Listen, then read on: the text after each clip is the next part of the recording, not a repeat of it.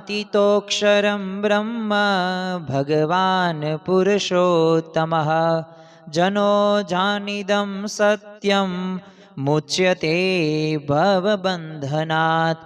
कृपा करो मुझ ऊपरे सुख निधि सहजानंद। गुण तमारा गाववा बुद्धि आपजो सुख कंद। गुण तमारा गाववा बुद्धि आपजो सुख कंद। श्री स्वामिनारायण भगवाननी जय। अक्षर पुरुषोत्तम महाराजनी जय। गुणातीतानंद स्वामी महाराजनी जय। प्रमुख स्वामी महाराजनी जय। प्रगट गुरु हरि महंत स्वामी महाराजनी जय। सूरत अक्षरधाम महोत्सवनी जय। सियावर रामचंद्र भगवाननी जय। दरेक दिव्य मुमुक्षु हरिभक्तों ने अधिक मास कथाना भाव भर्या स्नेह भर्या जय स्वामी नारायण। गई काले आपणे पंच विषय जीतवा माटेना उपायोनी वातो करी हती अने एवा 5 लाभोनी वातो करी के जेना लीधे आपणा जीवननी अंदर ए पंच विषयमांथी आपणे अनासक्त थईए अने भगवाननी मूर्ति अने भगवाननुं ए सुख लेवा माटे आपणी वृत्ति त्यां ठरे। खरेखर पंच विषयो ज्यारे छूटशे त्यारे ज ते भगवाननुं अने संतनुं अने सत्संगनुं सुख पण आवशे। तो एवी अद्भुत वातो आपणे गई काले करी चूक्या छीए। हवे आजे आपणे अधिक मास कथा श्रवणनी अंदर भगवान ए भजवानी सौथी श्रेष्ठ रीत कई छे। तमने हूँ भाखरी बनावानुं कहूं कोईक पुरुषने तो ए भाखरी तो बनावी देशे पण ए भाखरी केवी हशे? का मोળી हशे, का मोण वधशे, का घटशे अने का पाणीनुं प्रमाण पण वधता ओछा प्रमाणनी अंदर जोवा मळशे। हूँ तमने कहूं 2 व्यक्तिनी अने तमे बनावशो 3-4 व्यक्तिनी भाखरी बनावी नाखशो कारण के मापनी खबर नथी, रीतनी खबर नथी। पण ए ज भाखरी तमारा मम्मीने के तमारा बहनने के तमारा धर्मपत्नीने बनाववानुं तमे कहो तो केवी सरस मजानी भाखरी बने। कारण शुं? कारण के साची रीत एमनी पासे छे एटले भाखरी के रोटली के शाक सारूं ए बने छे। तो एवी ज रीते आपणे पण भगवाननुं भजन तो आपणे बधाय करीए छीए એટલે એક સ્ટેપ તો આપણે આગળ જ છીએ પણ ભગવાનનું ભજન કઈ રીતે કરવાનું, કઈ સૌથી શ્રેષ્ઠ રીત છે? તો જો એ પ્રકારે જો રીતની આપણને ખબર ન હોય તો પછી ભગવાનનું ભજન કર્યા ન કર્યા બરાબર થાય। તો આજે આપણે અધિક માસ કથાની અંદર ભગવાન ભજવાની એ સૌથી શ્રેષ્ઠ રીત કઈ છે અને જો એક બાબત તો આપણે ભૂલવાનું જ નથી જ્યારે ભગવાનનું ભજન કરીએ ને ત્યારે, તો એની વાતો આજે આપણે કરવાના છીએ। શ્રીજી મહારાજની તે પરાવાણી સમાન ગ્રંથ એટલે કે વચનામૃત ગ્રંથ, એ વચનામૃત ગ્રંથમાંથી એક ગઢડા પ્રથમનું 23મું વચનામૃત છે જેનું મથાળું છે પાણીનો ઘડો ઢોળિયાનું સ્થિતિમાં રહેવાનું। તો આ વચનામૃતના આધારે આપણે ભગવાન ભજવાની સૌથી શ્રેષ્ઠ રીતની આજે વાત કરવાના છીએ। અને ખરેખર જો જેને જેને કોઈ પણ ક્ષેત્રની અંદર કોઈ પણ વ્યક્તિ આગળ વધ્યા હોય ને તો એ સાચી રીત પ્રમાણે એમને એ કાર્ય કર્યું હશે તો જ એ પોતે સફળતાને પોતે વરેલા હશે। હવે આને આપણે થોડીક વાત કરીએ કે ખરેખર આપણા જીવનની અંદર એ ભગવાન ભજવાની એ રીતનું કેટલું મહત્વ છે અને કેટલું આ વચનામૃતનું પણ મહત્વ છે। તો સંવંત 1919માં ચૈત્ર સુદ પૂનમના સમયા માટે મૂળ અનાદિ અક્ષર મૂર્તિ ગુણાતીતાનંદ સ્વામી પોતે જૂનાગઢથી વડતાલ જવા માટે નીકળેલા। તે રસ્તામાં ઘોઘાવદર ગુણાતીતાનંદ સ્વામી ને એમનો સંઘ બધા સંતો ભક્તો પધારેલા। તો ત્યાં એક નદી હતી અને એના કાંઠે શિવજીનું એક મંદિર હતું એટલે નક્કી કરવામાં આવ્યું કે આપણે અહીંયા હવે થોડોક આરામ કરીએ ને પછી આગળ વધીએ। હવે આરામ કર્યો પણ ત્યાં ગુણાતીતાનંદ સ્વામીએ કહ્યું વચનામૃત વાંચો અને જાગા ભક્તની આજ્ઞા કરવામાં આવીને પોતે વચનામૃત વાંચવાનું શરૂ કર્યું। તેમાં ગઢડા પ્રથમનું 23મું હતું, પછી એક મધ્યનું 30મું વાંચ્યું, પછી 45મું વાંચ્યું, પછી અમદાવાદનું 2જું અને 3જું વચનામૃત વાંચ્યું। આમ સળંગ 5 વચનામૃતો એ જાગા ભક્તે વાંચ્યા અને આ સાંભળીને તો ગુણાતીતાનંદ સ્વામી અતિશય રાજી થઈ ગયા। અને પછી ગુણાતીતાનંદ સ્વામીએ બધા ભક્તોને સંતોને વાત કરી કે ઓહો આ વચનામૃત તો જાણે સાંભળ્યા જ નહોતા અને ફરીથી વચનામૃત વાંચવાનું કીધું અને ફરીથી એ વચનામૃતો 5 વંચાવ્યા અને ત્યારે ગુણાતીતાનંદ સ્વામી મર્મ સભર સાથે બોલ્યા, જો ભગવાન ભજવાની સૌથી શ્રેષ્ઠ રીત ગુણાતીતાનંદ સ્વામી આપે છે. તેઓએ કહ્યું કે આ વચનામૃત સાંભળતા એમ જાણવું કે કોટી કલ્પ સુધી એમ કર્યા વિના છૂટકો જ નથી. અને તે આપણે તો કર્યા વિના છૂટકો જ નથી. એ આચાર્ય હોય, ભગવાનના પુત્ર હોય કે ઈશ્વર હોય, નાના મોટા ભગવાન હોય, પણ એમ કર્યા વિના છૂટકો નથી. કારણ કે મહારાજનો પણ મત શું છે કે નિજાત્માનમ બ્રહ્મરૂપમ દ્રેયત્રિય વિલક્ષણમ. સત્સંગ દીક્ષામાં પણ એ મહંત સ્વામી મહારાજનો પ્રિય શ્લોક આ જ છે, આ જ કરવાનું છે.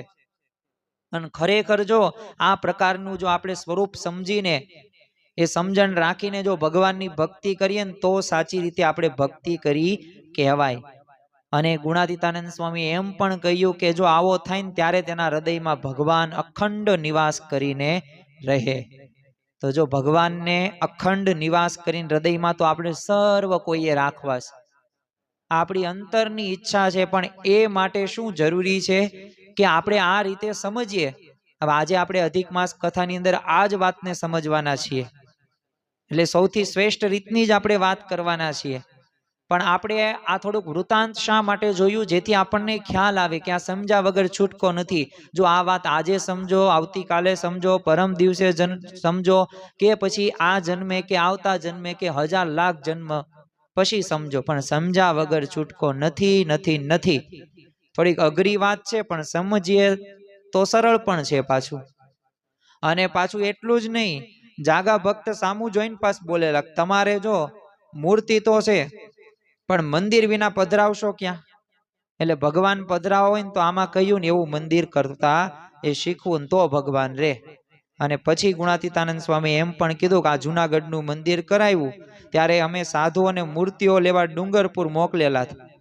ત્યારે સલાટે એમને પૂછેલું કેવી મૂર્તિઓ કાઢી આપું, ત્યારે સાધુએ કીધું કે આ નકશા પ્રમાણે કાઢી આપો. તે સલાટે આવું સાંભળીને કીધું કે એ તો લાખો રૂપિયાનું મંદિર હોય ને તો આવી મૂર્તિઓ શોભે, બાકી આવી મૂર્તિઓ તો બહુ મોંઘી તમને પડે. ત્યારે સંતોએ શું કીધું, મંદિર પ્રમાણે જ મૂર્તિઓ લેવા અમે આવ્યા છીએ. ત્યારે સલાટે પછી નકશા પ્રમાણે બધી મૂર્તિઓ કાઢી આપી. અને સલાટ પણ એટલું સમજો કે બહુ ભારે મંદિર કર્યું છે. તો જો ખરેખર એ પ્રમાણે મંદિર એ કરવા આપણે શીખવાનું છે. અને પુરુષોત્તમ પધરાવા હોય ને તો બ્રહ્મરૂપ થવું જ પડે, અગત્યની પૂર્વ શરત છે. લોયાનું 7મું વચનામૃત, બ્રહ્મરૂપ થાય એને જ પરબ્રહ્મની ભક્તિ કરવાનો અધિકાર છે. અને ખરેખર આપણા જીવનની અંદર આ પ્રકારની હૃદયરૂપી મંદિરની અંદર એક પુરુષોત્તમ નારાયણને પધરાવા હોય ને તો અક્ષરરૂપ થવું જ પડે. અને અક્ષરરૂપ થઈને પુરુષોત્તમની ઉપાસનાની એ વાત શ્રીજી મહારાજે વચનામૃતની અંદર કરી છે. ગુણાતીત ગુરુ પરંપરાના જીવન પ્રસંગોમાં એ આપણને ખ્યાલ આવે છે. એટલે જો આ પ્રથમ જ તે આપણું પગથિયું છે, જ્યાંથી આપણે કહેવાય કોઈ પણ પરીક્ષા હોય ને, એન્ટ્રન્સ એક્ઝામ્સ હોય, તો એન્ટ્રન્સ એક્ઝામ એટલે શું, પ્રારંભિક એ પરીક્ષામાં પાસ થવું જ પડે. એમાં પહેલી પરીક્ષા છે. અને આ પરીક્ષામાં જો પાસ થઈએ ને તો આપણે સાચી રીતે અને સૌથી શ્રેષ્ઠ એ ભક્તિ આપણે કરી શકીએ. જો ભગવાન ભજવાની વાત કેમ સૌથી શ્રેષ્ઠ છે, તો એને પણ આજે આપણે સમજીએ તો જ આપણને મહિમા સમજાય ને. આપણે જેમ દરેક પ્રવચનની અંદર વાત કરીએ છીએ તેમ મહિમા વિના બીજું કોઈ મોટું સાધન નથી, અને મહિમા હોય તો કાર્ય થાય. તો જો શ્રીજી મહારાજે તે મધ્યનું જે પ્રથમનું 23મું જે વચનામૃત છે એની અંદર શરૂઆતમાં તો શું કીધું કે વાસુદેવ મહાત્મા નામે જે ગ્રંથ છે ને એ અમને અતિશય પ્રિય ગ્રંથ છે. હવે એનું પણ એક કારણ છે, મહારાજ એમને એમ નથી બોલતા, કારણ કે તમે આ વાસુદેવ મહાત્મા ગ્રંથ જોવો ને તો એમાં ભગવાન ભજવાની રીત સમજાવીશ. અને ભગવાન ભજવાથી બીજો મનુષ્ય દેહનો કોઈ મોટો લાભ નથી. તમે દુનિયામાં જો જેટલા કામ થતા હશે એ સર્વમાં સૌથી મોટું કામ કયું છે, ભગવાન ભજવાનું. અને જે ભગવાન નથી ભજતા એ શ્રીજી મહારાજ પણ શું કહે છે કે કબા ગાંડા જેવા. એટલે આપણે જો ભગવાનનું ભજન કરતા હોય ને તો એ સર્વશ્રેષ્ઠ છે. કારણ કે સત્સંગ વિના રે સુખ કાંઈ નથી રે લોલ. તો સત્સંગ એટલે શું, ભગવાનનું ભજન, સારાનો સંગ. ખરેખર આપણને જ્યાં સત્સંગ મળ્યો એ અદ્ભુત છે, અલૌકિક છે અને સાચો સત્સંગ છે, ખોટો સત્સંગ નથી. પણ આ સત્સંગમાં હવે પ્રતીતિ સાથે, પ્રાપ્તિના વિચાર સાથે જો કરીએ ને તો આપણને ઘણો બધો લાભ થતો જોવા મળે છે. જેતલપુરનું 5મું વચનામૃત છે, એની અંદર શ્રીજી મહારાજે કીધું કે ભગવાનને ભજવાની એથી બીજી મોટી કોઈ વાત જ નથી. શ્રીમદ ભાગવત તમે જુઓ તો 12 સ્કંદની અંદર છે, ભગવાન વેદ વ્યાસજીએ લખ્યું છે શાંતિ માટે. મહાભારત, શ્રીમદ ભગવદ્ ગીતા, પુરાણો, આ બધા ગ્રંથોની એમને રચના કરી. પણ જો મન અશાંત રહેતું એટલે નારદજી પાસે જાય. નારદજીએ કહ્યું કે પ્રગટના ચરિત્રો લખો ને એમને જો શ્રીમદ ભાગવતનું એ પોતે લેખન શરૂ કરે છે. પણ એમાં પ્રથમ સ્કંદની અંદર એ પરીક્ષિત રાજાનું આખ્યાન આવે છે. હવે જો પરીક્ષિત જે જ્યારે એને ખબર પડે છે ને કે આ શૃંગી ઋષિનો મને શ્રાપ મળ્યો છે હવે, અને 7 દિવસની અંદર તક્ષક નાગ કરડશે આવો શ્રાપ આપે છે, કારણ કે એનું કૃત્ય જેવો ધંધો જેવો કર્યો તેને, મરવાનો ધંધો હતો, કારણ કે ઋષિનું અપમાન કર્યું, મરેલો સાપ હતો એ ગળામાં પોતે એ રાખે છે, એટલે મૃત્યુ જો નિશ્ચિત હતું. એટલે બધી જગ્યાએ પોતે આમથી આમ ભટકે છે કે મને કોઈક બચાવો આ મૃત્યુના ભયથી, મૃત્યુના મારે બચવું છે. ધન સંપત્તિ બધું એની પાસે હતું. એટલે બધોય રાજકારભાર છોડીને ગંગા કિનારે જાય છે, ને ત્યાં જ તે વેદવ્યાસ ભગવાનના તે પુત્ર એટલે સુખદેવજી, આ સુખદેવજીએ ને પરીક્ષિત હતા એ પોતે પ્રશ્ન પૂછે છે કે ખરેખર આપણા જીવનની અંદર શું હેતુ છે. જો થોડાક આપણા જાતને આપણે થોડાક પ્રશ્નો કરતા રહેવા જોઈએ દરરોજ, તો જ તે સાચા રસ્તે આપણે જઈ શકીએ. બાકી તો જો સમય પસાર થાય, અને સમય પસાર થાય ને એમાં કોઈ ભક્તિ કે ભજન કોઈ કરતા નથી. એમના બસ વિચાર તો આવે જ છે, પણ એ વિચારને ભગવાન બાજુ આપણે વાળવાનો છે. એટલે જો સુખદેવજીને પરીક્ષિત પૂછે છે જે મનુષ્યનું મૃત્યુ નિશ્ચિત છે તો એને શું કરવું જોઈએ, અને ત્યારે સુખદેવજી પોતે સરસ મજાનો જવાબ આપે છે કે જન્મ લાભ પરમ પુસામ અંતે નારાયણ સ્મૃતિ. એટલે કે મનુષ્ય જન્મનો એ શ્રેષ્ઠ લાભ રહ્યો ને ભગવાનનું ભજન સ્મરણ કરવામાં જ રહ્યો છે. તો જો દુનિયામાં એ જેની પાસે ધન, સત્તા કે આવડત કે રૂપ કે સદગુણો જો વધુ હોય તો એને ભલે મોટો ગણવામાં આવે લોકની દ્રષ્ટિએ, પરંતુ આપણા શાસ્ત્રો અને મહાન સંતોના મત અનુસાર આવી લૌકિક મોટપની એ કોઈ કિંમત નથી. ઘણી બધી વખત આપણે અધિક માસ કથા શ્રવણની અંદર કિંગ સોલોમનની વાત આપણે જાણી, સમ્રાટ સિકંદરની, એલ્વિસ પ્રેસ્લી, માઇકલ જેક્સન હોય, ચાર્લી ચેપ્લિન હોય, માઇકલ એન્જેલો જે હોય, શિલ્પકાર પોતે, તો આ બધા વ્યક્તિઓ મહાન વ્યક્તિઓ હતા ને એમની પાસે ધન સંપત્તિ બધું હતું, પણ જો પોતે એમણે ભગવાન નથી ભજ્યા, એટલે સૌને જીવનના અંતે એ રડવાનો જ વારો આવ્યો છે. એ પણ આપણને ખ્યાલ જ છે. તો જો ભગવાનનું ભજન કરવું ને મોટામાં મોટી વાત છે, અને સૌથી શ્રેષ્ઠ વાત કઈ છે, અને શ્રેષ્ઠ રીતે જો આપણે ભગવાનની ભજન કરીએ તો આપણને લાભ થાય જ છે. તો હવે ભગવાન ભજવાની સાચી રીત કઈ? જેમ શરૂઆતમાં વાત કરી એમ સાચી રીતથી જ ભાખરી કે શાક થાય છે. સાચી રીતથી જ કોઈ પણ કાર્ય એમાં સફળતા મળે છે. તો ભગવાન ભજવાની સાચી રીત કઈ? તો જો શ્રીજી મહારાજે પોતે વાત કરી છે કે આપણને ભગવાન મળી ગયા, એનું ભજન પણ આપણે કરીએ છીએ, પણ એ જો રીત જાણી ન હોય તો જોઈએ ને એવું ફળ આપણને પ્રાપ્ત થાય નહીં, સુખ આવે નહીં, આનંદ આવે નહીં. જેમ આપણે કોઈક રીંગણા બટેકાનું શાક બનાવવાનું હોય, હવે રીંગણા બટેકાનું શાક માટે બધી તે સાધન સામગ્રી લઈ લીધી, મરચું, મીઠું, તેલ, રાઈ, જીરું, પછી મરચા પણ કટિંગ કરી નાખ્યા, સરસ મજાના કૂણા કૂણા માખણ જેવા રીંગણા પણ લઈ નાખ્યા, બટેકા પણ એ વ્યવસ્થિત કટિંગ કરી નાખ્યું. પણ હવે જો એ વખતે જો આપણે શાકમાં રાઈ કે જીરું નાખ્યા વગર એમનામ આપણે પાણીમાં વઘાર કરી નાખીએ તો કેવું પાણી થાય અને કેવું શાક થાય? પાણી તો સ્વાભાવિક રીતે એની અંદર છે જ તે, પણ એ શાક કેવું થાય રીંગણા બટેકાનું? એ ખાઈ ન શકીએ, અથવા તો ખાઈએ તો એવો બધો સ્વાદ નો આવે. તો જો બગડે કેમ? રીત નથી ખબર. પણ જો તમે તેલ ગરમ મૂકો, પછી એમાં એ રાઈ ફોડો, જીરું નાખો ને વઘાર કરો, અને પછી સમયાંતરે થોડુંક સાતવવા દો, અને પછી તમે જે મરચું કે મીઠું કે ધાણા જીરું આ બધું નાખો, પછી સ્વાદ આવે. પછી એને તમે 1, 2, 5 સીટી કરવી પણ પડે. તો તમને વ્યવસ્થિત એનો ટેસ્ટ પણ આવે ને સ્વાદ પણ આવે. જો એમ ભજનમાં તે જો દેહ ભાવ ભળે ને તો ભજનનું હે ને ફળ પ્રાપ્ત ન થાય. સાચી રીતે આપણને એ દિવ્ય ભાવ હોવો પડે, નિર્દોષ બુદ્ધિ હોવી પડે. બાકી જો દેહ ભાવ ભળે ફળ પ્રાપ્ત નથી જ થતું, સુખ આવતું જ નથી.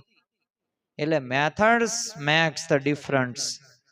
અને શિવ ખેરા કહેતા પોતે કે જીતને વાલે કોઈ અલગ કામ નહીં કરતે, जीतने वाले कोई अलग काम नहीं करते, वो काम अलग ढंग से करते हैं. એટલે કામ તો એક જ હોય, ભગવાનનું ભજન જ તે, પણ એવી રીતથી કરે ને કે જેમાં એને સફળતા મળે ને ભગવાનને સંતનો રાજીપો મળે.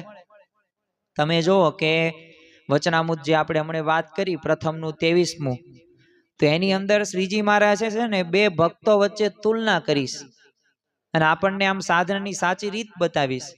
હવે મહારાજની આ રૂઢી રીત કઈ છે કે પોતે ઉપદેશ કે મોઢા મોઢ નથી દેતા, ભાષણ નથી કરતા, લાંબુ પોતે એમનામ સંભળાવી દેવો એવા ભાવથી નહીં. ક્યારેક જો મુક્તાનંદ સ્વામી હોય, ક્યારેક ગોપાલ સ્વામી હોય, તો એ તો પોતે ઉત્કૃષ્ટ મોક્ષ વાળા પોતા હતા. અને મહારાજ કહેતા પણ ખરા કે એમને કહીશું ને તો વાંધો નહીં આવે, જો આવા વિચારથી પોતે કહેતા. તો જો એ તો જાહેરમાં તે ઘણી વખત મહારાજ એ ઉપદેશો આપતા, પણ મુમુક્ષુઓને જેટલી શ્રદ્ધા હોય ને એટલું એ ગ્રહણ કરે છે. આપણે સ્વાભાવિક રીતે નથી આગળ વધતા ને એનું કારણ શું કે આપણે સાંભળીએ ઘણું બધું છે પણ જીવનમાં કંઈ આવતું નથી, એટલે પછી એનો લાભ પણ કંઈ થાય નહીં. હવે બે પ્રકારના ભક્ત એટલે કયા? પહેલો ભક્ત એટલે કયો? જો થોડીક અંતરદ્રષ્ટિ આપણે પણ કરવાની કે આપણે કયા ભક્તમાં આવીએ છીએ. તો શ્રીજી મહારાજે પહેલા ભક્તની વાત કરી, ભગવાનનો નિશ્ચય હોય પણ છે ને દેહ ભાવ સાથે આમ ભજન કરતો હોય, એટલે કે દેહ હું છું એવો ભાવ, અને બધું દેહ પ્રમાણે જ કરતો હોય. અને બીજો ભક્ત એટલે કેવો? ત્રણ દેહથી પર, એટલે કે અક્ષર રૂપ થઈને પુરુષોત્તમની ભક્તિ કરતો હોય. હવે આ બે પ્રકારના ભક્તોમાં હું કેવો ભક્ત છું ને તો થોડીક અંતરદ્રષ્ટિ કરીને વિચાર કરીએ તો આપણને ખ્યાલ આવે કે આપણે છે ને ભગવાનનો નિશ્ચય તો થઈ ગયો છે, એટલે જ આપણે ભજન ભક્તિ કરીએ છીએ, પણ દેહ ભાવ સાથે કરતા હોઈએ છીએ. એટલે ખરેખર આ વિચારવાનું એ શ્રીજી મહારાજ સર્વોપરી ભગવાન છે, ગુણાતીતાનંદ મૂળ અક્ષર, સહજાનંદ એક પરમેશ્વર, પ્રગટ સત્પુરુષ, મોક્ષનું દ્વાર. તો આ પ્રકારના નિશ્ચય તો જો ઘણા હોય છે. આપણી આ ઉપાસના છે અને એ ઉપાસના પ્રમાણે આપણે ભજન કરીએ છીએ, પણ જો દેહ ભાવ સાથે કરીએ ને તો ખરેખર યાદ રાખવાનું કે આપણે અધૂરી સાધના કરીએ છીએ. દેહ ભાવ પર થઈને કરીએ છીએ કે નથી કરતા, એ થોડીક અંતરદ્રષ્ટિ કરીશું ને તો આપણને જવાબ ખબર પડી જ જશે. એ અનંત જન્મોના જો આ દેહાભ્યાસના લીધે તે આપણા અંતરની અંદર દેહભાવ એટલો બધો દ્રઢ થઈ ગયો છે ને કે એ પ્રમાણે જ તે આપણે જીવન પસાર કરીએ છીએ. મોસ્કો છે રશિયામાં આવેલું, તો ત્યાં પ્રાણી ઘરમાં છે ને આફ્રિકાથી બધા નવા પકડી લાવવામાં આવેલા બે હરણને હવે એક મોટા વાડામાં પૂરવામાં આવે છે જેથી એ બહાર ન નીકળી જાય. તે વાડાની આસપાસ છે ને ચારે તરફ આમ લોખંડના સળિયાની વાડ કરેલી. હવે પ્રયોગ કરનાર બધા પ્રાણી શાસ્ત્રીઓ છે ને આ બધી વાડની અંદરના ભાગમાં એક વાડાની અધ વચ્ચે એક છેડાથી બીજા છેડા સુધી એક એવી જ વાડ બનાવી દીધી અને વાડાના આમ બે ભાગ કરી નાખ્યા. તો આમાંના એક ભાગમાં છે ને હરણો રાખવામાં આવે અને વાડાનો જે બીજો ભાગ હોય તો ત્યાં આમ ખાલી છોડી દેવામાં આવેલો. તે હરણો બીજી તરફના ખાલી ભાગનું છે ને આમ જોવાની કોશિશ કરે, પરંતુ આમ ધીમે ધીમે એમને લાગ્યું કે આ તો વચ્ચેની વાડથી આગળ જવાનું શક્ય નથી, એટલે એના મગજની અંદર છે ને ઠસી ગયેલું કે અહીંથી આગળ જવાય નહીં. ઘણી વખત જો આવા મનમાં વિચારો આપણે કરતા હોય, તે વચ્ચેની વાડ એક દિવસ દૂર કરી દેવામાં આવી તો માણસોને લાગ્યું કે વચ્ચેની વાડ નીકળી જાય એટલે કદાચ હરણો આમ આખી વાડમાં ફરશે, કારણ કે એમ કરવા માટે પોતે મુક્ત હતા. હવે એમને કંઈ કહેવાનું નહોતું, પરંતુ એવું કશું તે એમણે કંઈ કરેલું નહીં. હરણો એમનામ જ તે મનમાં નક્કી કરી નાખેલું. તો વચ્ચેની વાડની તો આમ કલ્પિત હદ નહીં દૂર કરવાનો કોઈ હરણે કંઈ પ્રયત્ન કર્યો જ નહીં અને કૂદતા દોડતા પણ જ્યાં ઓલી અગાઉ પેલી વાડ હતી ને ત્યાં પહોંચીને અટકી જાય કે લોખંડના સળિયાની વાડ કરતા જો એમના એ ભેજામ ઠસી ગયેલી વાડ છે ને વધુ મજબૂત હતી. તો એમ બે હરણોનો વાડ ન હોવા છતાંય મનાઈ ગયું શું કે અહીંયા વાડ છે, એટલે પોતે એને ઓળંગી નહોતા શકતા. એમ છે ને આપણને પણ મનાઈ ગયું છે, હું ફલાણો છું, હું ઢીકણો છું, મારા પપ્પા, માતા, પિતા, મારું કુળ, જાતિ, આ ભાઈ, આ બેન, આ પિતા, આ બધું આવું જડાઈ ગયું છે, આ મારું નામ, આ હું કરું છું, આ બધું તે હું, આ બધું મનાઈ ગયું ને એટલે જો દેહ ભાવની અંદર આપણે જીવન પસાર કરીએ છીએ, પણ એમાંથી દેહ ભાવને ઓળંગવાનો છે, ઓળંગી નથી શકતા ને એ મોટામાં મોટું અજ્ઞાન છે. જો જીવનમાં અજ્ઞાનને દૂર કરવું, જ્યાં સુધી જ્ઞાન પ્રમાણે જો જીવન નહીં જીવીએ ને અને જ્ઞાન દ્રઢ નહીં કરીએ ને ત્યાં સુધી આપણને સાચી રીત પ્રમાણે ભગવાનનું ભજન નહીં કરી શકીએ.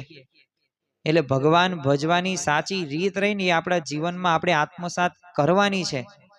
હવે દેહનું જો પોતાનું સ્વરૂપ માનવાનું અજ્ઞાન છે ને જેને હોય ને એને શ્રીજી મહારાજ એક ટકોર કરે છે. પ્રથમનું 20મું વચનામૃત છે, 4 ઉપમા આપે છે. જો આપણે દેહ ભાવે ભગવાનનું ભજન કરતા હોય તો પ્રથમ તો મહારાજે શું કીધું, મૂર્ખમાં મૂર્ખ છે, મૂર્ખમાં નામ આપણું નામ દઈ દીધું. બીજું ઘેલામાં ઘેલો, પછી નીચમાં નીચ ને અજ્ઞાનીમાં અજ્ઞાની. તો આવી 4 ઉપમા આપે છે કે જે દેહ ભાવે ભગવાનનું ભજન કરતા હોય તો જો અનેક જન્મોનો આ દેહાભ્યાસના કારણે આપણે જો આ દેહને પોતાનું સ્વરૂપ આમ માની લઈએ છીએ, પણ સ્થૂળ સૂક્ષ્મને કારણ એ શરીરથી જુદું આત્મા મારું સાચું સ્વરૂપ છે ને એ મનાતું નથી ને એ જ મોટામાં મોટું અજ્ઞાન છે. અગતરાયના પર્વતભાઈ તમે જુઓ તો એ માંગરોળના તે ગોરધનભાઈ તમે જુઓ કે આ સ્થિતિને પોતે પ્રાપ્ત કરી શક્યા હતા, એટલે જ તે જો સ્વપ્ન હોય, બીજી એક જે અવસ્થા છે કે સ્થૂળ અને કારણ, આ ત્રણેય અવસ્થાથી પર પોતે એ આત્મા સ્વરૂપે પોતે વર્તી શકતા હતા. તો એવી રીતે આપણે પણ જો સુખ જ તે લાગશે, આત્મા રૂપે જ્યારે વર્તીશું ને ત્યારે જીવનમાં બનતી પરિસ્થિતિમાં તો સ્થિર રહેશે જ તે, પણ સુખ ને આનંદ અંતરથી આવશે. હવે આપણી એક મોટી નબળાઈ કઈ છે કે કથા વાર્તામાં ભક્તના જે લક્ષણ જ્યારે કહેવામાં આવે ને ત્યારે આપણે એ શબ્દોને છે ને પોતાના માટે ધારણ નથી કરતા. ઘણી વખત તો આપણે કથા વાર્તા સાંભળતા હોઈએ ને તો એ વિચાર કેવો કરીએ કે આ વાત રહીને એ મારા પિતાને લાગુ પડે છે, આ વાત રહીને મારા ધર્મપત્નીને લાગુ પડે છે, આ વાત રહીને અમારા પરિવારને જ લાગુ પડે છે. હવે કઈ બધાને કઈ લાગુ નહીં, આપણને શું લાગુ પડે છે આપણે આપણું જોવાનું છે. આપણે કઈ જજ કે વકીલ બન્યા નથી, બીજા ઉપર નાખીએ છીએ ને કે વાત પેલા માટે થઈ ગઈ. એટલે ખરેખર છે ને આ પ્રકારે જે થ્રો સત્સંગ છે ને એવો નથી કરવાનો. બીજાને તે બીજા ઉપર તે આપણે દોષનું ટોપલું ઢાળ દઈએ એમ નહીં. આપણામાં શું દોષ છે, આપણામાં શું અવગુણ છે, હું શું ભૂલ કરું છું, તો આ તરફ જો દ્રષ્ટિ હોય ને તો અવશ્ય આપણે કલ્યાણકારી ગુણો આપણામાં આવે છે. એટલે સત્સંગની વાતો છે ને બીજા ઉપર નાખો એ નહીં, પોતા પર નહીં. તો આ પ્રકારની સમજણ રહીને એ ખરેખર સમજણ ન કહેવાય, આને ગેરસમજણ કહેવાય. બીજા ઉપર નાખવાની જ નથી, આપણા ઉપર જ નાખવાની છે. તમે જો મહંત સ્વામી મહારાજ પણ પોતે એટલે જ કહે છે કે આપણને કોઈ મૂર્ખ અથવા નીચ કહે ને તો બહુ લાગી આવે, પણ મહારાજે વચનામૃત ગરડા પ્રથમના 20મા વચનામૃતની અંદર કીધું કે બહુ લાગતું નથી, કારણ કે બધાને કહ્યું છે, મને વ્યક્તિગત રીતે નથી કીધું. પણ જેને શબ્દો અને કથા વાર્તાને જો પોતા ઉપર લીધું હોય તો એનું પાછું કામ સરી ગયું છે. એટલે આ વાત રહીને મારા માટે જ છે, મારે જ સમજવાની છે. જો આ પ્રકારની સમજણ આવી જાય તો લાભ લાભ ને લાભ. જો આ ભગવાન ભજવાની સાચી રીત છે, મેથડ્સ મેન પરફેક્ટ, માણસને પૂર્ણ એની પદ્ધતિ રીત એ બનાવે છે. સરવિનવાસાનંદ સ્વામી હતા, પોતે શ્રીજી મહારાજના દીક્ષિત નંદ પંક્તિના સદગુરુ સંત હતા. હવે એમના મંડળની અંદર 50 સાધુ 10 પાર્ષદો હતા અને મુખ્ય સદગુરુ સંત તરીકે નિમણૂક એમને કરવામાં આવેલી. પણ જો એમની પાસે મહારાજની 60 ચરણાવિંદની જોડ હતી, પણ એમને એકવાર ગોપાલ સ્વામી થકી પ્રથમનું એક 20મું વચનામૃત સાંભળ્યું અને એમને અંતરદ્રષ્ટિ થઈ ગઈ કે આ વચનામૃતમાં મહારાજે જે 4 ઉપમા આપી છે તો એ તો મને જ લાગુ પડે છે. તો જો જ્ઞાનના પડળ ખુલી ગયા, એવા ચક્ષુ ખુલ્યા, દેવભાવ ટળી ગયો અને મોક્ષ પ્રાપ્ત કરવાનો નિશ્ચય કરીને એ ગોપાલ સ્વામી સાથે વરતાલ જવા માટે તૈયાર થઈ ગયા. અમદાવાદ દેશના તે આચાર્ય અયોધ્યા પ્રસાદજી મહારાજને જ્યારે સમાચાર મળ્યા એટલે એમને તો સરવિનાશાનંદ સ્વામીને રોક્યા ને કીધું કે તમને મહારાજના 20 જોડ ચરણાવિંદ આપું ને અમદાવાદના મંદિરના મહંત બનાવી દો, પણ તમે અહીંયા રહો, અહીંયા શું ખોટ છે તમારે? પણ જો એમને સ્પષ્ટતા હતી કે પદવી અથવા પ્રસાદીની વસ્તુઓ એ મારો દેહભાવ નહીં ટાળી શકે, એટલે જે ગોપાલ સ્વામી જેવા મોટા સંતના સમાગમથી ટળશે, એટલે જો બધોય તે માન મર્તબો પદ પ્રતિષ્ઠા મૂકીને એ ગોપાલ સ્વામી પાસે રહીને પોતાના જીવનું કલ્યાણ સાધી લીધું. તો જો સંત પાસે જઈએ તો આપણામાં સદબુદ્ધિ આવે, સંત પાસે જઈએ તો આપણને લાભ થાય. બોટાદના શિવલાલ શેઠ પોતે મૂળ અનાદિ અક્ષર મૂર્તિ ગુણાતીતાનંદ સ્વામીનો જો સમાગમ કરવા માટે ગયા, અને તમે જુઓ કે પોતે 9 લાખના આસામી હતા, પણ છતાં પણ માન મૂકીને પ્રતિષ્ઠા મૂકીને લોભ મૂકીને એ સમાગમ કરે છે, અને પોતે એવી સ્થિતિને પ્રાપ્ત કરે છે.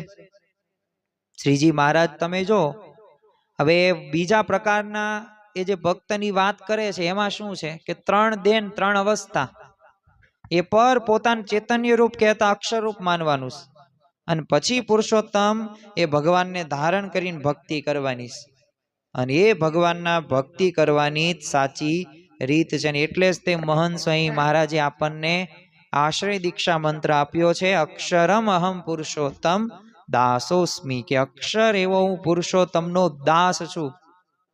આ પ્રકારે આપણે ભક્તિ કરવાની. ગુણાતીતાનંદ સ્વામી પણ તમે જુઓ કે 4થા પ્રકરણની તે 99મી વાતની અંદર આપણને કીધું છે, આપણો ધ્યેય કીધો છે કે આપણો જન્મ 2 વાત સાધવા સારું થયો છે. એમાં એક અક્ષર રૂપ થવું, બીજું ભગવાનમાં જોડાવવું.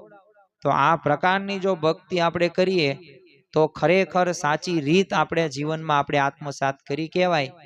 પણ હવે પાછો પ્રશ્ન એ પણ આપણને આ તકે થવો પડે કે અક્ષર રૂપ થઈને ભક્તિ શા માટે કરવી? એમ નામ ભજન ભક્તિ કરીએ જ ન ચાલે. તો જો મહારાજે વચનામૃતની અંદર સ્પષ્ટ આપણને જણાવેલું કે અક્ષર રૂપ થઈને ભક્તિ ન કરીએ તો ભક્તને પણ એ ગમે ત્યારે વિઘ્ન આવવાની શક્યતા. જેમ ચરોતરની ભૂમિ ખોદો ને તો અંદરથી પાણી નીકળે પણ કોઈ પથ્થર ન નીકળે, અને સૌરાષ્ટ્રમાં તો પહેલા ગાય તે ખોદવાનું ચાલુ કરો ત્યારથી પથ્થર આવી જાય. તો એમ અક્ષર રૂપ થઈને સાધના કરે ને તો કોઈ પ્રકારનું વિઘ્ન ન આવે. પરંતુ જો દેહ ભાવ સાથે ભક્તિ કરે તો પ્રથમથી જ સ્વભાવ નડે ને સ્વભાવથી સત્સંગમાં પાછા પડી જવાય. હરખા પટેલ જેમ પગ ધોઈને ગયા કે ભાઈ આવું પગ ધોઈને, હવે કીધું છે ને એટલે તો ફરી વખત આવ્યા જ નહીં સત્સંગમાં. મત્સ્યાના ફૈબા હઠના સ્વભાવના લીધે ગયા. અલૈયા ખાચર તમે જો, જીવા ખાચર તમે જો, તો આ બધા દ્રષ્ટાંતો આપણને જ કે અત્યારે પણ વર્તમાન કાળે તે એવી પરિસ્થિતિઓ બને જ છે. તો જો પુરુષોત્તમની ભક્તિ અક્ષરરૂપ થઈને ન કરવામાં એ ઘણી બધી ખોટ જાય છે. થોડીક ખોટની વાત કરીએ તો જ આપણને ખ્યાલ આવશે કે ખરેખર આપણે અક્ષરરૂપ થઈને ભક્તિ કરવાની, નકર તો આપણે દેહ ભાવે કરતા રહેશું. અને મુખ્યત્વે તો 4 પ્રકારની ખોટ જાય છે. હવે આ 4 પ્રકારની ખોટ રહીને એને તે થોડીક આપણે સમજીએ ને તો ખ્યાલ આવે કે ખરેખર જો હું દેહ ભાવે ભક્તિ કરીશ તો આટલી બધી મને નુકસાન જવાનું છે. કોઈ પણ વ્યક્તિ વેપારી હોય ને એ ખોટનો ધંધો ન કરે, લાભ હોય ને એ જ કાર્ય કરે, અને લાલો લાભે દોડે. લાભ વગર કોઈ પણ વ્યક્તિ આગળ વધતો નથી. તો જો 4 ખોટ કઈ તો મોટામાં મોટી જો કોઈ પેલી ખોટ હોય ને તો આપણને ભગવાન અને સંતના એ ચરિત્રોમાંથી શું થાય, એ મનુષ્ય ભાવ આવે છે. જો શ્રીજી મહારાજે પણ વચનામૃતની અંદર કીધું છે કે જ્યાં સુધી જો અક્ષરરૂપ નથી થયા ને ત્યાં સુધી એ ભગવાનને વિશે પણ પ્રાકૃત ભાવ પરઠાઈ જાય છે. અને મનુષ્ય ચરિત્ર કરે ભગવાનને સંત ત્યારે આપણને એવું લાગે છે કે આ થોડા ભગવાન હોય, આ થોડા સત્પુરુષ હોય, આ થોડા અક્ષર બ્રહ્મ હોય. તમે જો ભગવાન શ્રી કૃષ્ણ જ્યારે વૃંદાવનની અંદર તે જ્યારે શરદ પૂનમની રાત્રે બધી ગોપીઓ સાથે મહારાસ જ્યારે ખેલ્યો હતો, હવે આ રાસલીલાનું સુખદેવજીએ અદ્ભુત વર્ણન કરેલું. અને ભગવાન શ્રી કૃષ્ણની એ મનુષ્ય લીલાઓનું શ્રવણ કરીને એ જે રાજા પરીક્ષિતના મનમાં જે મોટો સંશય હતો ને કે ભગવાને આ ધર્મની સ્થાપના માટે અવતાર લીધો, તો આ ધર્મનીથી આ વિપરીત પરસ્ત્રીઓનો સ્પર્શ કેમ કર્યો? પછી જો સુખદેવજીએ ભગવાનનો મહિમા એ કીધો ને પછી એ સંશય ટળી નાખ્યો. ભલે નિર્ભય પોતે બની ગયા પણ જો એ ભગવાનના ચરિત્રોમાં પણ આ મનુષ્ય ભાવ આવી જાય છે. પણ જો એમાં દિવ્ય ભાવ રાખ, એટલે સર્વે સાધનાનું ફળ દિવ્ય ભાવ છે. આપણે વાત કરી ચૂક્યા છીએ. મુક્તાનંદ સ્વામી એક પદની અંદર કીધું છે ને, એ પ્રેમની વાત સુણી પરીક્ષિત, સવળી સમજણ નવ લીધી રે, સમજીને શુક મુનિએ રસને છપાડ્યો, મોક્ષની રીત કહી દીધી રે. તો ખરેખર જો આપણા જીવનની અંદર ભગવાન અને સંત જે ચરિત્રો કરે ને એ દરેક દિવ્ય છે. એમાં આપણે દિવ્ય ભાવ નિર્દોષ બુદ્ધિ રાખવાની. યોગીજી મહારાજ તો કહેતા કે ખરેખર પ્રશ્ન થાય ને તો સુખદેવજીને થાય, કારણ કે તેઓ બાળ બ્રહ્મચારી હતા. જ્યારે પરીક્ષિતને તો અનંત સ્ત્રીઓ હતી, તો આ તો પાણી ત્યો કૂવામાં પડ્યો. પણ જો પરીક્ષિતને ભગવાનમાં સ્વભાવ દેખાણો, કારણ કે તે પોતે સ્વભાવવશ હતો. હવે આપણામાં સ્વભાવ હોય તો આપણને એવું જ દેખાય ને. આપણે બહુ સ્વાદ્ય સ્વભાવ હોય, જો ગમે ત્યારે જતા હશું ને ત્યાં ખાવા પીવાનું જ આપણે જોતા હશું. પણ જો પોતે સ્વભાવથી મુક્ત થયા હોય, કહેતા અક્ષરરૂપ થયા હોય, ભગવાનમાં કદાપી મનુષ્ય ભાવ ન આવે. એટલે આપણે ભગવાનની એ ભક્તિ કઈ રીતે કરવાની, અક્ષરરૂપ થઈને ભક્તિ કરવાની. એમ નામ નહીં. આ કારણ કે વર્તમાન કાળે મહંત સાઈ મહારાજ અક્ષર બ્રહ્મ સત્પુરુષ છે, તે એમના દ્વારા પરબ્રહ્મ ભગવાન સ્વામિનારાયણ પ્રગટ છે. તો એવી કોઈ ક્રિયા કરતા જ નથી કે જેને લઈને આપણને મનુષ્ય ભાવ આવે. પણ તેમ છતાં જો આપણને મનુષ્ય ભાવ આવે, તેઓ કેમ મારી સાથે સામે જોતા નથી, મને કેમ બોલાવતા નથી, કેમ મારો પક્ષ નથી રાખતા? તો કેટલીક વખત આપણે ડહાપણ કરીએ જ છીએ કે સ્વામીશ્રી આટલું ઠીક નથી કરતા, એટલે એમણે છે ને આવું ન કરવું જોઈએ. આવો વિચાર જો કરવામાં ખોટ છે ને એ આપણી જ છે. અને જો અક્ષરરૂપ થઈએ તો એવો જ વિચાર આવે કે જેની કૃપાથી હું આવો થયો છું, તો એમનામાં તો દોષ જ હોય ક્યાંથી? પણ આ વિચાર ક્યારે આવે? કે જ્યારે આપણે આ સમજીએ ને ત્યારે આવે. બાકી આ વિચારને આપણે આત્મસાત ન કરી શકીએ. બીજું એક, અક્ષરરૂપ જો ન થઈએ તો એક મોટામાં મોટી ખોટ એ પણ આવે, પંચ વિષયમાં લેવાઈ જઈએ. ગઈકાલે આપણે વાત કરીએ તો શબ્દ સ્પર્શ રૂપ રસ ગંધમાં લેવાઈ જઈએ છીએ. અને ભગવાનનું અને સંતનું, ભગવાનની મૂર્તિનું અને સત્સંગનું સુખ આપણે નથી લઈ શકતા. તો એનું કારણ શું? વિષયોને અદ્ધર કરીને રાખ્યા છે. અને વિષયોમાં ક્યારેય તૃપ્તિ નથી, એ વાત પણ આપણે સમજ્યા. તો જો આપણને ક્યારેક એવો વિચાર આવે કે કોટી કલ્પે વિષયનું સુખ ભોગવવું નથી અને ભગવાનનું સુખ લેવું, તો છતાંય અક્ષરરૂપ નથી થયા, એટલે સ્વાદને પોષે એવી વસ્તુ ન ખાવી હોય છતાંય ખવાઈ જાય, ન જોવા યોગ્ય હોય તોય જોવાઈ જાય, ન બોલવા યોગ્ય હોય છતાંય બોલાઈ જાય. તો જો આવું ઘણું બધું થાતું હોય છે, કેમ? કારણ કે ભગવાનનું સુખ સામે એ વિચાર નથી. જો એક વખત એ વિચાર આવી જાય ને તો અવશ્ય આપણને લાભ થતો જોવા મળે છે. તમે જો દેવાનંદ સ્વામીએ એ કીર્તન ગાયું છે ને કે બૃહસ્પતિ જેઓને ભોળવ્યા, માયા મનમાં મગરૂર, ડાહ્યા પીલાયા દાઢમાં, ચાવી કીધા ચકચૂર. એમ આપણામાં વિષયો તે પ્રત્યે જો આસક્તિ હશે ને, એમાં જ આપણે લેવાયેલા હશું, તો આપણે ક્યારેય તે એ આ સત્સંગનું સુખ નહીં લઈ શકીએ.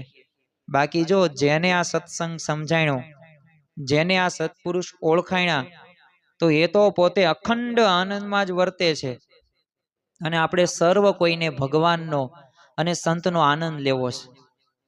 પણ એ આનંદ કે શાંતિ કે સુખ એમ નામ નહીં આવે.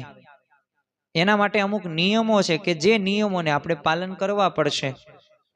હવે આજ્ઞા લોપ કરતા હોય, ન જોવાનું, ન બોલવાનું, ન કરવાનું, એવા કાર્યો કરતા હોય, અપ્રામાણિકતા, નિષ્ઠા ન હોય, બરાબર રીતે આપણે પૂજા ન કરતા હોય, તો એ અંદરથી આપણામાં સત્વ નો આવે, દેવત્ય નો આવે. ક્યારે આવે? કે જ્યારે ભગવાનને સંતનો રાજીપો. પણ રાજીપો ક્યારે મળે? કે જ્યારે આપણે સાચી રીતે ભગવાનની ભક્તિ કરીએ. ઇતિહાસ ગવાહ છે. ચવન ઋષિ તમે જો, પરાશર ઋષિ જો, સોભરી ઋષિ તમે જો, વિશ્વામિત્ર ઋષિ તમે જો, કેવી કઠિન સાધનાઓ કરેલી હતી. હવે એકાંતમાં રહીને તપશ્ચર્યા કરતા હતા ને કોઈ વિઘ્ન નહોતો. અરે સોભરી ઋષિએ ગઈકાલે જ વાતો કરી હતી આપણે, 60,000 વર્ષ પાણી બેસીને તપ કરેલું. પણ માછલા માછલીનું મેથુન જોયું અને જો માંધાતા રાજાની એ 50 કુરીઓ પરણી ગયા. બોલો, તપ કેટલા વર્ષ? 60,000 વર્ષ સુધી તપ કર્યું, 6 મહિના કે 6 દિવસ નહીં. હવે આપણે તેટલું બધું તપ કર્યું પણ નથી, આપણે એટલી બધી ભક્તિ નથી કરી. તો જો આપણે વિષયોમાં લેવાઈએ છીએ તો સમજવાનું કે કંઈક ભૂલ થાય છે. જો જે માણસ પોતાની ભૂલ નથી જોતો ને, એ સમજી લેવાનું મૂર્ખમાં મૂર્ખ છે. અવગુણ આપણો જોવો, પણ ઘણી વખત શું થાય છે કે પીઠ ઉપર લખેલા હોય છે. એટલે જો બીજાના આપણને અવગુણ દેખાય પણ આપણા અવગુણ નથી દેખાતા. કેમ? આપણી પીઠ પાછળ છે. પણ જો આપણે આપણી જાતને આપણા અવગુણ ગાતા થઈ જઈએ ને આપણા જ તે, અને વિચાર કરવાનો, તો અવશ્ય આપણે એ સાચા માર્ગે આગળ વધી શકીએ અને સાચી રીતે સત્સંગ પણ કરી શકીએ. પણ નથી કરી શકીએ. એના મૂળની અંદર શું? કારણ કે આપણે જે રીતે સમજવાનું છે એ આપણે સમજતા નથી. શિવલાલ શેઠ હતા, હવે એ જ્યારે ભાયાત્માનંદ સ્વામી કથા વાર્તા કરતા હતા, સભામાં બેઠા હતા, સોપારી ચાવતા હતા અને કટકટ અવાજ આવતો હતો. તો ભાયાત્માનંદ સ્વામી શું કીધું? કોણ હાડકું ચાવેસ? તે શિવલાલ શેઠ ઉભા થઈ ગયા. હું બોટાદ જવા નીકળી ગયા નહીં, પોતે સોપારીને થૂકી લીધું, કોગળા કરીને સ્વસ્થ અવસ્થાની અંદર બેસી ગયા. મનમાં એમને એવો વિચાર ન કર્યો સભા વચ્ચે થોડું કહેવાય, અને પછી કહેવાય ને મારી ભૂલ ટોકાઈને, પણ જો પોતે સ્વસ્થ થઈને બેઠા એટલું જ નહીં, નિયમ લીધો કે આજ પછી સોપારી હું નહીં ખાઉં. તો જો પોતાની એ અવગુણ સામે જોયો કે આ ભાયાત્માનંદ સ્વામી પોતે એમ નામ નથી કહેતા, એ મને સુધારવા માંગે. જો ગુણાતીતાનંદ સ્વામીએ કીધું કે આ ભાવનગરમાં પ્રતિષ્ઠા, ગઢડાની અંદર સમયો કર્યો અને ખર્ચો કર્યો, દાન કર્યું અને સેવા કરી, એટલે તું એમ માને કે બહુ મોટો સત્સંગી થયું, તારા આમ જીવ સામું જો ને તો અડધો જ સત્સંગ રહ્યો. તો જો એમને અંતરદ્રષ્ટિ થઈ ગઈ કે ના ના ભૂલ મારી બતાવીશ, તો જુનાગઢ સમાગમ કરવા માટે ગયા. તો જો આવી સ્થિતિ છે ને એ શિવલાલ શેઠની હતી. આપણે ઘણા બધા દિવસથી એક એક પ્રસંગો જોઈએ જ છીએ. તો આ પ્રકારની સમજણ આપણે કેળવવાની. ગુણાતીતાનંદ સ્વામીએ પેલા પ્રકરણની 130મી વાતની અંદર કીધું છે કે મહાપ્રલયના અગ્નિમાં પણ વાસના બળી નહીં, તેને ટાળવાનું કારણ તો ભગવાનની ઉપાસનાની આજ્ઞા જ છે. અને શિક્ષાપત્રીમાં કહ્યું છે નિજાત્માનમ બ્રહ્મરૂપમ, તો એમ માનવું એ જ આજ્ઞા છે. તો મહાપ્રલયના અગ્નિમાં પણ જો વાસના બળી નથી બળી, એનું તમને સાબિત કરી દઉં કે આ જન્મ આપણે મનુષ્યનો લીધો, મોક્ષ નથી થયો ત્યારે જ લીધો ને. જો મોક્ષ થયો હોત તો અક્ષરધામમાં ભગવાનની મૂર્તિનું સુખ આપણે લેતા હોત. પણ નથી મોક્ષ થયો, આ જન્મ લીધો છે તો કંઈક ભૂલ છે, કંઈક વાસના છે, કંઈક વિષયો પ્રત્યે આસક્તિ છે. તો એના લીધે જ તે આપણે એ સ્થિતિ સુધી પહોંચી શકતા એ નથી. જો મોક્ષ થઈ ગયો હોય તો જરૂર જ નથી મનુષ્ય દેહ લેવાની. તો જો આપણે ભૂલ તો કરેલી, એટલે આમ કહી શકાય મહાપ્રલયના અગ્નિમાં આપણી વાસના બળી નથી. તો એના માટે ઉપાસના આજ્ઞા, અક્ષરધામમાં જવા માટે બે પાંખો, આજ્ઞા અને ઉપાસના. જે શ્રીજી મહારાજે મહંત સ્વામી મહારાજે સત્સંગ દીક્ષા ગ્રંથની અંદર આપણને જે આજ્ઞા કરી, ઉપાસનાની વાત કરી, એ દ્રઢપણે પાલન કરવાની, તો આપણને લાભ થશે. 8/8/1988 ના રોજ પ્રમુખ સ્વામી મહારાજ રેસીન અમેરિકાની અંદર વિરાજમાન હતા. તો એક પ્રેસ રિપોર્ટર એ પ્રમુખ સ્વામી મહારાજ પાસે આવે છે અને એક પ્રશ્ન પૂછે છે કે આપને સ્ત્રીનો કોઈ અનુભવ છે? તો એમાં એક થોડુંક સેકન્ડનો, ક્ષણિકનો પણ વિલંબ કર્યા વગર સ્વામી બાપાએ કહી દીધું ત્રિકાળમાં પણ નહીં. તો એ બાબતનો અમારે કોઈ અનુભવ જ નથી. તો જો બ્રાહ્મી સ્થિતિના ઉચ્ચ શિખરે એ વિરાજમાન પ્રમુખ સ્વામી મહારાજને આવો કોઈ અનુભવ ક્યારેય ન હોય, એ સ્વાભાવિક છે. કારણ કે ભગવાનનું અખંડ સુખ એ ભોગવનારને પંચ વિષયમાં એ તુચ્છ સુખની એ અપેક્ષા શું હોય? કંઈ ન હોય. એટલે આપણે પણ જો પંચ વિષયની જાળમાં ફસાઈ ન જવાય, એ માટે અક્ષરરૂપ થવું જોઈએ. પ્રગટ ગુરુ હરિ મહંત સ્વામી મહારાજ તમે જુઓ કે પોતે 40 વર્ષ પરવળનું શાક અને મોળા મગજ ખાધેલા છે ને, અને બ્રોકલીને એવું જ તે કે જે આમ કહેવાય ને કે આપણે ખાઈ જ ન શકીએ, મોળું ફીકું કોઈને ભાવે ન ભાવે, પણ મહંત સ્વામી મહારાજ જમતા. એટલું જ નહીં, એમને આઈસ્ક્રીમ આપવામાં આવે તો એ પાછો શું કે કડવો આઈસ્ક્રીમ લાવે. આઈસ્ક્રીમ ક્યારેય કડવો હોય ન હોય, છતાં પણ જો મહંત સ્વામી મહારાજ શું કહે છે? કડવો આઈસ્ક્રીમ. તો એ પ્રકારની જો ભગવાનની મૂર્તિનું એ સુખ પોતે લે છે, એટલે એ સ્થિતિ સુધી પોતે પહોંચે છે. એટલે આ પંચ વિષયોમાં બહાર આવવું જ પડશે ને. એના માટે આપણે આપણી જાતને અક્ષરરૂપ માનવી પડશે, દેહ ભાવથી પર વર્તવું પડશે, તો જ એ સ્થિતિ સુધી આપણે પહોંચી શકીશું. બીજું એક ધ્યાન રાખવાનું કે જો આપણે અક્ષરરૂપ નહીં થઈએ, જો આપણે એ પ્રમાણે નિજાત્માનમ બ્રહ્મરૂપમ દેહત્રિય વિલક્ષણમ એ પ્રમાણે નહીં વર્તીએ, તો આપણને છે ને અવગુણ આવશે. અને જો અવગુણ તો ઝેર સમાન છે.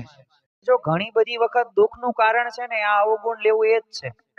કારણ કે સામેવાળો વ્યક્તિ તો ગમે તેવો હોય, એ તો પોતે સ્વભાવને આધારે પોતે ચાલતો હોય, પણ તમે તમારો સ્વભાવ જો સુધારો અને ગુણ ગ્રાહક દ્રષ્ટિ રાખો તો એ વ્યક્તિ પ્રત્યે તમને રહેવું ગમે, એની સાથે સેવા કરવી પણ ગમે.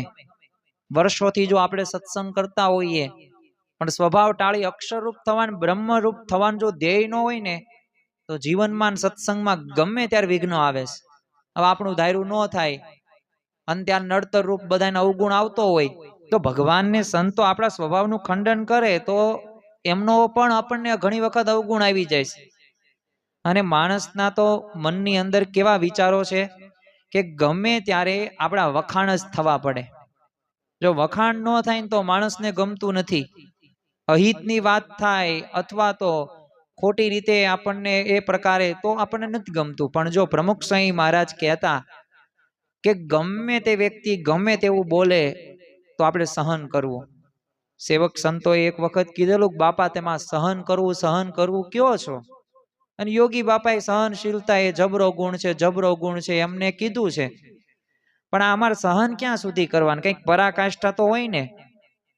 અને ત્યારે પ્રમુખ સ્વામી મહારાજે કહ્યું કે જીવન પર્યંત સુધી સહન કરવાનું.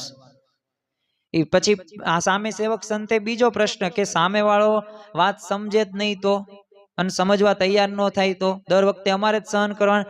અને ત્યારે પ્રમુખ સ્વામી મહારાજે કીધું હા, જો આપણે તમારે સુખી થવું હોય તો તમારે જ સહન કરવાનું, સામે વાળા પાસે કઈ અપેક્ષા રાખવાની નથી. તો જો આ આપણી ગુણાતીત ગુરુ પરંપરાની પરાકાષ્ઠા છે. અને આ પરાકાષ્ઠા સુધી જો આપણે પહોંચીએ ને તો અવશ્ય આપણને લાભ થાય છે.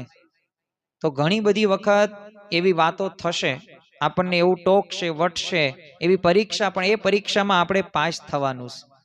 તમે જો સારંગપુરમાં સ્વાભાવિક રીતના ઘણી બધી વખત ફૂલદોલનો ઉત્સવ હોય છે, તો એક પ્રસંગ થોડાક સમય પૂર્વે બનેલો. આમ તો આવા પ્રસંગો દરરોજ બને છે, અને એક આ મંદિર નહીં, બધી જગ્યાએ વ્યવસ્થામાં આપણા સ્વભાવો હશે ને ત્યાં સુધી આવું બનવાનું જ છે. ઘરે બને છે તો પછી બહાર તો બનવાનું જ છે.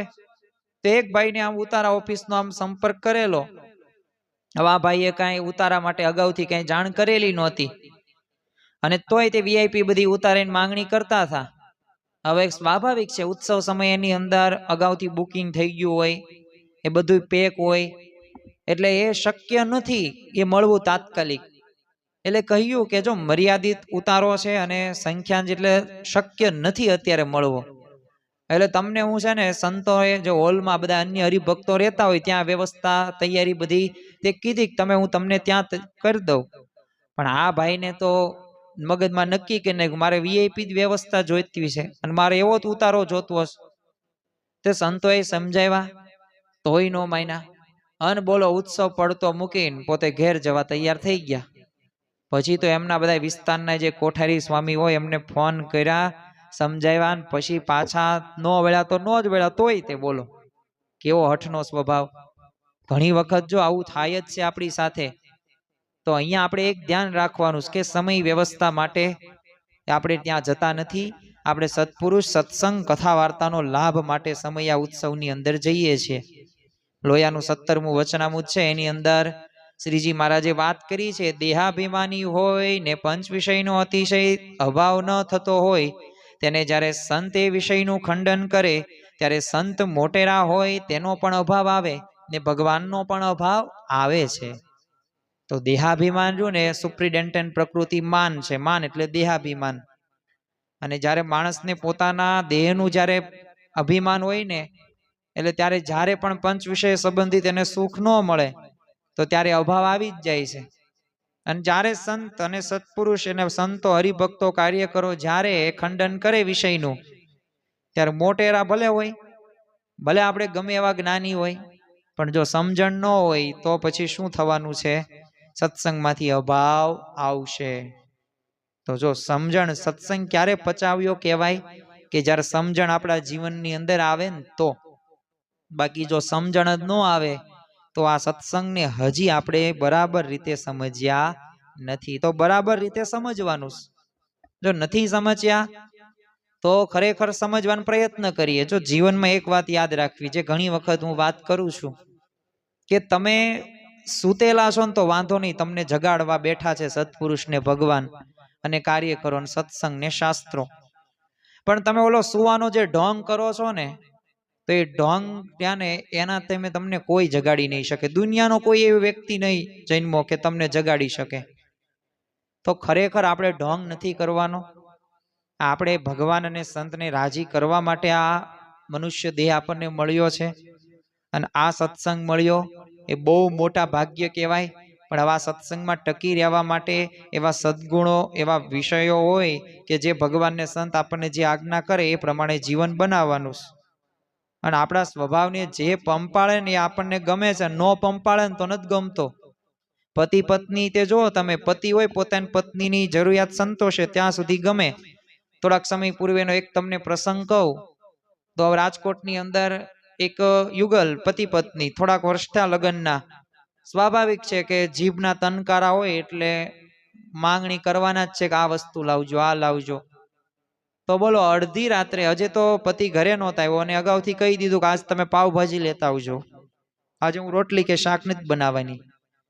હવે પતિ પોતે એક બે જગ્યાએ જાય પણ પાવભાજી મળતી નહોતી, કારણ કે મોડું થઈ ગયું થોડુંક, બધી જગ્યાએ ખૂટી ગઈ. સ્વાભાવિક એમનામ પોતે આવ્યો. હવે પત્નીએ કીધું ક્યાં પાવભાજી છે? એ કે પાવભાજી મળી નહીં, પણ આવતીકાલે લાવી દઈશ. અને તે કીધું કે નહીં, આજ જ મારે અત્યારે જ ખાવી છે. તો પતિએ કીધું કે ઓ છે જ નહીં, મેં ઘણી બધી જગ્યાએ, એટલે જ મારે જો અત્યારે મોડું થયું આવવાનું, નથી આ, કાલ હું તમતા લાવી દઈશ તને. તો બોલો, સામે રકજક કરી શરૂ જ રાખ્યો ઝઘડો પત્નીએ, અને છેલ્લે છૂટાછેડા સુધી એ પ્રશ્ન પહોંચી ગયો. એક પાવભાજીમાં કેટલા રૂપિયાની પાવભાજી આવે? 40, 50, 60 રૂપિયા, ચાલો 100 રૂપિયા. 100 રૂપિયામાં છૂટાછેડા સુધી પ્રશ્ન પહોંચી ગયો.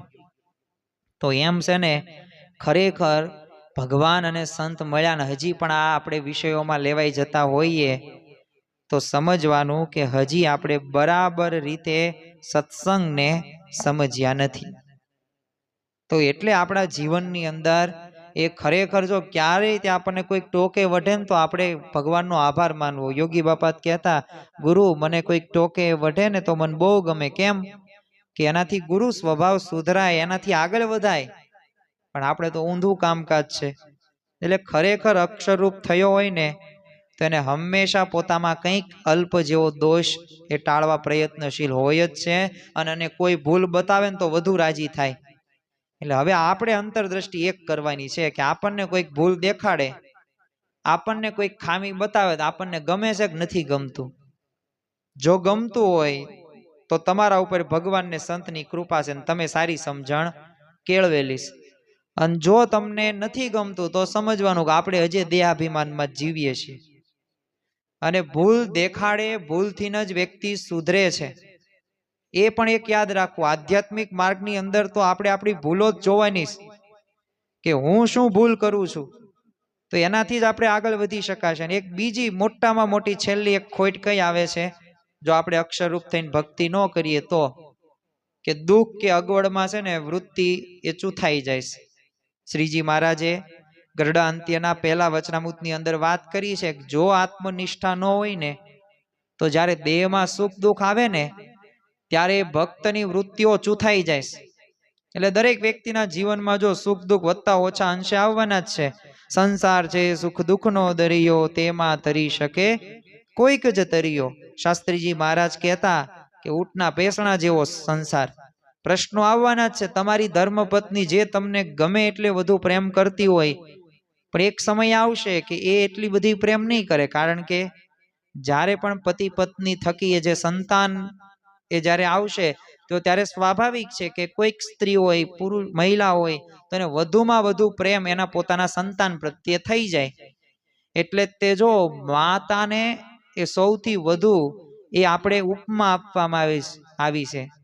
અને માતૃ દેવો ભવ, પિતૃ દેવો ભવ, આ તો આપણા ઉપનિષદોના એ મંત્રો છે જ તે, અને આપણી સમજણ છે, અને આપણી ભારતીય સંસ્કૃતિ પણ છે.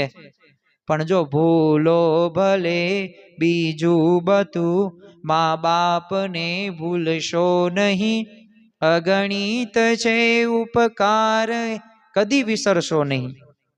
એટલા બધા ઉપકારો આપણા માતા પિતાના આપણા ઉપર હોય છે, અને ખરેખર એ જનની જેવું બીજું કોઈ પાત્ર આ લોકની અંદર જોવા મળતું નથી. એક માતા જ છે કે જે પોતાના સંતાન પ્રત્યે 24 કલાક એ પોતે ધ્યાન રાખે છે.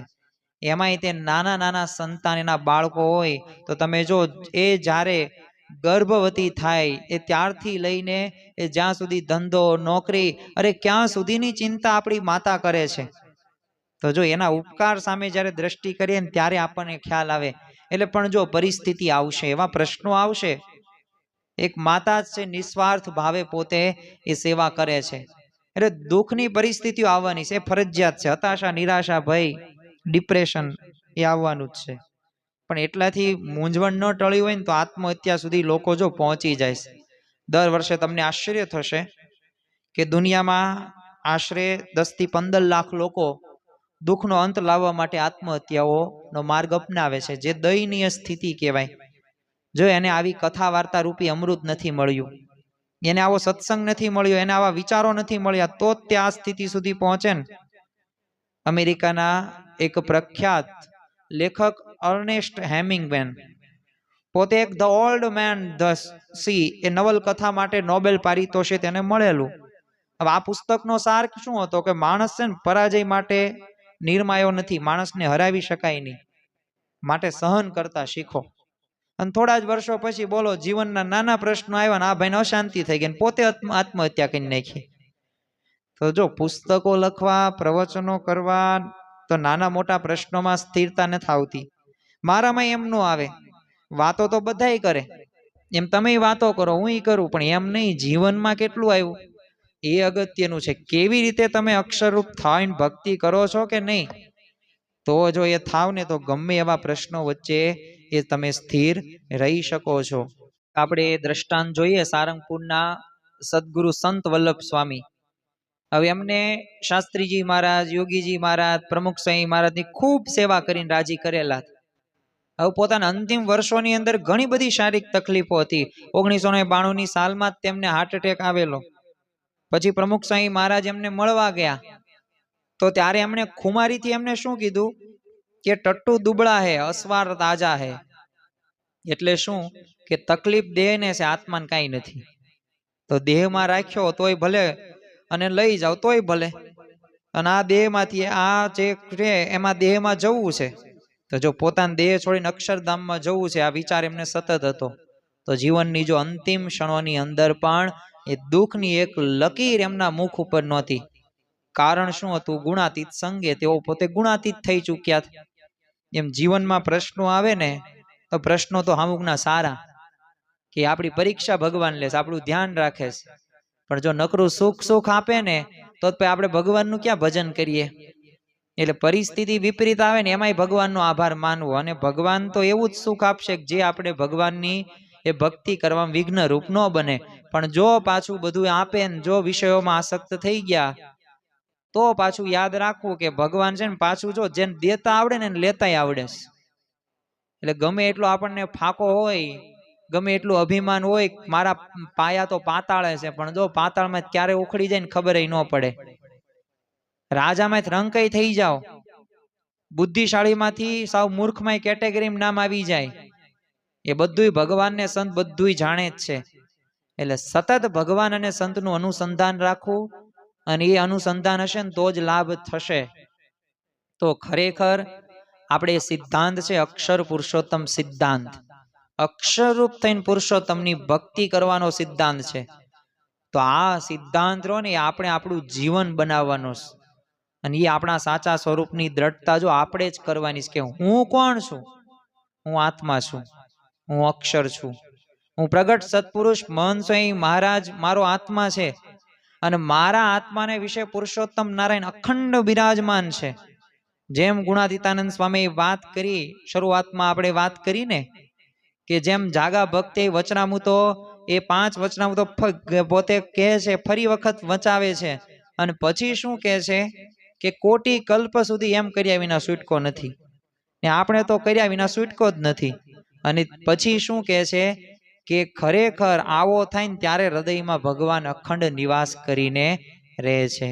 દરેકની ઈચ્છા છે કે મારા અંતરમાં હૃદયમાં ભગવાન વિરાજમાન થાય. એટલે જ આપણે સવારમાં બોલીએ છીએ અક્ષરમ અહમ પુરુષોત્તમ દાસોસ્મિ. અક્ષર એવો હું પુરુષોત્તમનો દાસ છું. પણ અહીંયા વાત પૂરી નથી થતી. આપણા હૃદયમાં અંતરમાં અક્ષર એ આવવા પડે. ક્યારે આવે? કે જ્યારે મન કર્મ સત્પુરુષમાં આપણે જોડાઈએ ને તો અવશ્ય આવે. તો મહંત સ્વામી મહારાજ મારો આત્મા છે, એટલે તેઓ જેમ સમજે છે ને એમ મારે સમજવાનું છે. તેઓ જેમ પંચ વિષયમાં અનાસક્ત છે ને એવી જ રીતે મારે પણ અનાસક્ત રીતે વર્તવાનું છે. ધીમે ધીમે, જો એક સાથે બધું નથી કરવાનું.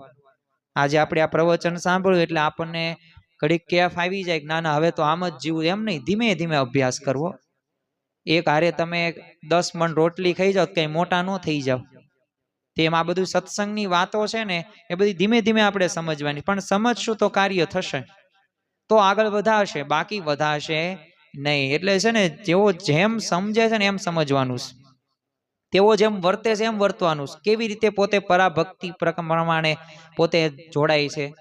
અક્ષર પુરુષોત્તમ મહારાજની કેવી સેવા કરે છે, કેવો એ ભક્તોનો સંતોનો મહિમા છે, એ કેવી રીતે ભક્તિ કરે છે. તો આ બધું આપણે તપાસ કરતા, એટલે જો આપણે પ્રગટના ગુણનું સતત મનન કરવું તો જીવ બ્રહ્મરૂપ થઈ જવાશે.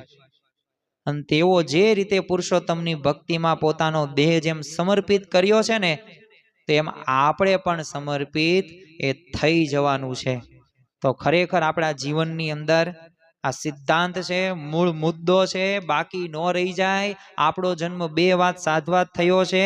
એક અક્ષરરૂપ થવું, બીજું ભગવાનમાં જોડાવું. નિત્ય દરરોજ નિરંતર તપાસ કરતા રહેવું. ગુણાતીતાનંદ સ્વામીએ કીધું કે શું થાય છે ને શું કરવાનું છે, અને ખરેખર એનો અભ્યાસ હશે ને તો ખ્યાલ આવશે. બાકી આજે તમે જુઓ કેવો સમય આપણે બગાડીએ છીએ. સમય કિંમતી છે, મૂલ્યવાન છે. Time is gold, time is diamond, time is platinum, time is money. આ સમયને નવાજવામાં આવ્યો છે. એક એક ક્ષણ આપણી કિંમતી છે. એટલે જ તે આપણે એક ભજન કીર્તન સાંભળ્યું હશે કે તારી એક એક પળ જાય લાખની, તું તો માળા રે જપી લે ઘનશ્યામની. તો એક એક પળ રે ને એક એક સમય એ આપણો કિંમતી છે. લાખ લાખનો છે. એ સમયની અંદર લાખ તો અત્યારે કરોડ કહેવાય. તો અલ્પ એવો ભગવાને સમય આપ્યો છે. હવે ક્યાં સતયુગમાં લાખ કરોડ વર્ષના આયુષ્ય છે આપણા. પહેલાના સમયમાં તો હજારો વર્ષના આયુષ્ય, પણ પાછું 100 વર્ષનો ખાટલો પણ હતો. એટલે જેમ અત્યારે 2, 5, 10 વર્ષ ખાટલો હોય છેલ્લી અંતિમ અવસ્થામાં, તો એમ ત્યારે 100 વર્ષનો ખાટલો થતો. હજારો વર્ષો સુધી. આ ખોટું નથી, શાસ્ત્રોમાં લખેલું છે. અને હજારો વર્ષોનું આયુષ્ય હતું. તો અત્યારે ભગવાને આપણને કેવું સુગમ કરી દીધું છે. 60, 70, 80 વર્ષનું જીવન, 2, 5 વર્ષનો ખાટલો. ક્યાં સમય પસાર થઈ જાય ખબર પણ ન પડે. કેટલી ઉંમર આપણી વહી ગઈ ખબર પડી ક્યારે? હજી આપણને એમ જ લાગે છે હજી આપણે બધું ભોગવવાનું બાકી જ છે. વિષયોમાંથી તો બહાર આવવાનું નામ જ નથી લેતા. આ જ મોટા મોટો પ્લાન લેવાઈ જઈએ છે બધે. બોલો, પરિવારના સભ્યો હોય, માતા પિતા, કોઈક સારા વખાણ કરે ને ન્યા વહી જઈએ આપણે. તરત ત્યાં આપણો ઢાળ ન્યા વહી જાય. અરે એમ નહીં, આપણે ભગવાન સંતમાં જોડાવાનું છે. ક્યાં બીજે ભરાવી છીએ? બીજે આમથી આમ ભટકશું ને તો ફરી વખત ભટકવાના વારા આવશે. ફરી વખત KG 1, 2 ને હવે તો નર્સરી ને કેવું બધું આવ્યું છે. અને કેવા પ્રસંગો જે આપણે જોઈ ન શકીએ, સાંભળી ન શકીએ, કહી ન શકીએ. કળયુગની અંદર આવી તો વાસ્તવિકતા છે. તો આ જ જન્મ આપણે છેલ્લો કરવો છે. આ વિચાર સાથે ભગવાનની ભક્તિ કરીએ. અને એક મુદ્દો મુખ્ય, ભગવાન ભજવાની સૌથી શ્રેષ્ઠ રીત એટલે કે અક્ષરરૂપ થઈને પુરુષોત્તમની ભક્તિ કરીએ. એટલે કે પોતાનું એ સ્વરૂપ છે ને અક્ષરરૂપ છે, અને પોતાનામાં મહંત સ્વામી મહારાજ છે અને શ્રીજી મહારાજ અખંડ બિરાજમાન છે. તો જો આ પ્રકારે આપણે ભક્તિ કરીએ, સત્સંગ કરીએ. ફરી વખત, સત્સંગ વિના રે સુખ કાંઈ નથી રે લોલ. તો સત્સંગ વિના કંઈ સુખ નથી. આ પણ નક્કર વાસ્તવિકતા છે. તો ખરેખર સાચી રીતે ભગવાનને આપણે રીઝવવાનો પ્રયત્ન કરીએ. તો આમ આ પુરુષોત્તમ માસના હવે તો અંતિમ દિવસો છે. અને આ અંતિમ દિવસોની અંદર આમ તો ઘણા બધા દિવસથી મહિનો થવા આવ્યો. આપણે દરરોજ આ અધિક માસની કથા શ્રવણ તમે પરમ આદર થકી કરી રહ્યા છો. અને સર્વ કોઈ મારા કરતા પણ વધુ એવા મુમુક્ષુ આધ્યાત્મિક માર્ગની અંદર એવા ઉત્કૃષ્ટ સાધક છો. હું પણ તમારામાંથી પ્રેરણા લઈને એ આપણે સર્વ કોઈ સાથે મળીને એકાંતિક ધર્મ સિદ્ધ કરીએ, બ્રહ્મરૂપ થઈએ અને આપણો જે એક લક્ષ્ય આપણે તો અક્ષરધામમાં જાવું છે એવો એક સંકલ્પ રાખીને આપણે ભજન ભક્તિ કરીએ, મન કર્મ વચને ભગવાનને સત્પુરુષમાં જોડાઈએ, એ જ આજના દિવસે પ્રાર્થના. શ્રી સ્વામિનારાયણ ભગવાનની જય. આવા જ આધ્યાત્મિક પ્રવચનો સાંભળવા માટે અમારી ચેનલને લાઈક કરો, શેર કરો અને સબસ્ક્રાઇબ કરવાનું ભૂલતા નહીં.